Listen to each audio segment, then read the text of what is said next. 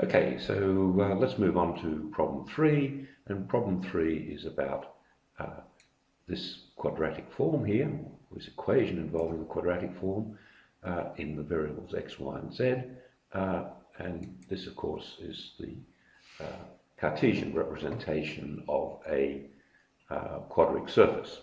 And there are three parts of the question. The first one is to express it in this matrix form, where A is a square matrix and B is this vector here. And when we've done that, we're told that this matrix has eigenvalues 3, -1, -7 and -1, and we're asked to write down the equation of the surface in terms of variables big X, big Y, big Z relative to the principal axes. And then the third thing, part of the question, is to identify the type of surface and sketch it relative to its principal axes. So let's open the solution. So the first thing we've got to do is to establish this quadratic, or this quadric, so we'll call it that and establish it, and we'll establish the list of variables using that. Well, how do we calculate the elements of the matrix A? Well, they are just the half of the 9 partial derivatives, or second order partial derivatives of the quadratic form. So we differentiate, or we make a table, and we differentiate the quadric first with respect to variable number I, and then with respect to variable number j, and let I and j run over, run from 1 to 3. And we take a half because we don't want to count everything twice. So that's how we calculate the matrix, and we can visualize it in matrix form using that. So that's the first part done. Well, we're given the eigenvalues, but since I can calculate them in Mathematica, there they are, and they are the same as the ones we're given, but in a different order. So the quadric relative to the principal axes is got by multiplying the an eigenvalue.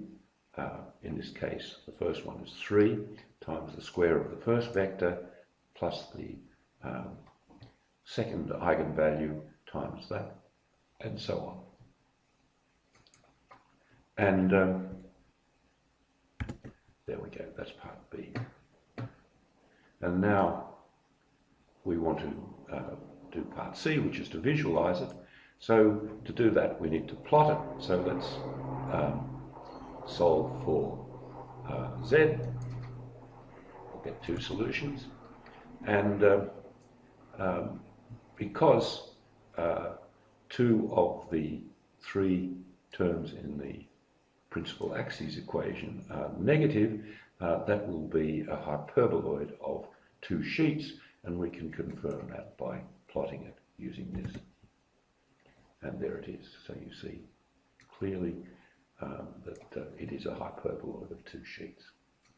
So that was that problem. Now we go on to problem 4, which is about some more differential equations. So we're given this matrix A here, and we're asked to find its eigenvalues and eigenvectors, and then we're supposed to use that information to solve these 2 differential equations. Well, we can see that the coefficients of the differential equations are the same as this matrix, the same as the elements of the matrix. So let's go to the solution, and we start off with the eigenvalues. So we establish this matrix and view it. There it is. Now we're not going to use the built-in routine. We're going to calculate it the hard way. So the eigenvalues are the solution of an equation which is formed by taking the determinant of the matrix minus lambda times the identity matrix of appropriate dimensions, 2 in this case. So let's get get that matrix, we'll get that equation, and we can see it's a quadratic equation, and it's pretty easy to see that the factors of that are lambda plus 1, lambda plus 6, so we can find the solutions using that. So they're the eigenvalues. And now we've got to calculate for each eigenvalue an eigenvector. So we take the this coefficient matrix and evaluate it at the first eigenvalue using that, and we can see that the second row is twice the first row, and therefore the eigenvector will be, if we make this element 1, then this one will be minus 2. So we establish that, and just to check, we multiply that eigenvector by the matrix, and we should get 0, and we do indeed get 0. So it is an eigenvector. Well, the second eigenvector is about the same. We evaluate the coefficient matrix at the second eigenvalue, and we see that the first row is -2 times the second row. So the second eigenvector will be this, and we can check that using that. And it is indeed. So we found the eigenvectors and the eigenvalues and the eigenvectors. So to solve the differential equations, the general solution, we take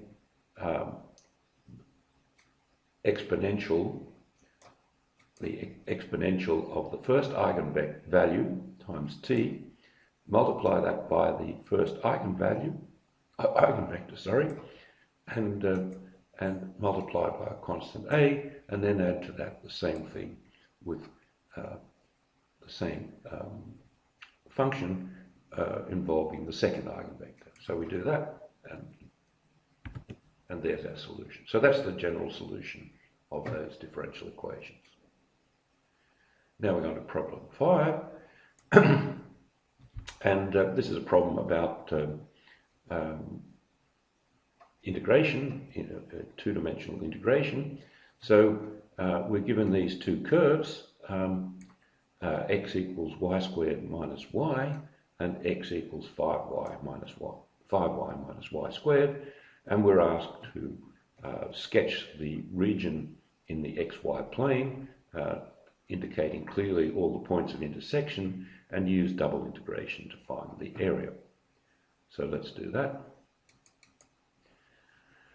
Well, the two curves will intersect when the values of x are equal. So if we subtract those two functions from each other, that should give an equation for y, the values of y, where the curves intersect. And we can see that they are y equals 0 and y equals 3, but we'll solve for them anyway. And then we need to find the values of x at those points of intersection, and they are x equals 0 and x equals 6. So we need to visualize this region. This is going to be plotted in red, and this is going to be, we want to plot one in red and another one in blue, and we do that using this. That's a strange looking region. So this is the point 0, 0, where the curves cross here, and this is the point 0, 3. And we want to calculate the area of this region as a double integral. Well, what we do is we integrate from the red curve over to the blue curve, and then with respect to x, and then we integrate the result of that from 0 up to the value of y here, which is 3. So that integral looks like this. So it's an integral from y squared minus y to 5 minus y squared with respect to x, and then integrate that with. So let's do the first integral. It's pretty straightforward because it's just 1. and then I want to integrate that with respect to y from 0 to 3, and that gives me the answer 9. So that's that problem. Problem 6 is about three-dimensional geometry. So we've got two paraboloids, this one here, z equals 2 into x squared plus y squared, and another paraboloid, so this one points upwards and this one points downwards. So this one, and we're asked to show that the paraboloids meet on a circle of radius 1 in the plane z equals 2. And then we're asked to sketch the solid enclosed by these two paraboloids, and then the third part is by evaluating appropriate double integral in polar coordinates, find the volume of S, the region. Okay, so here's the solution. So we establish these two equations for the paraboloids, and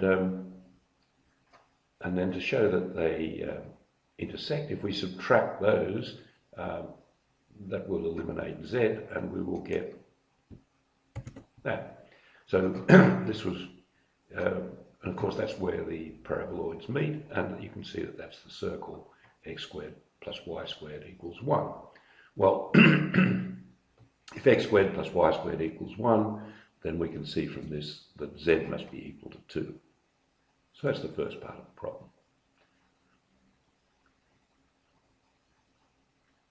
And now we're asked to sketch the solid, so let's do that. So we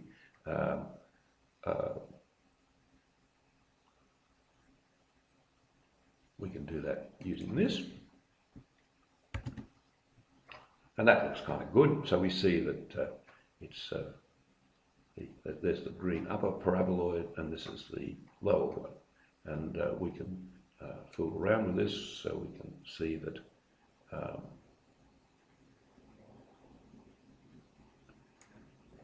that we, to find its volume, then we can integrate over this region. Well, we're advised to do it using polar coordinates, so this is the transformation from Cartesian coordinates x and y to polar coordinates r and theta.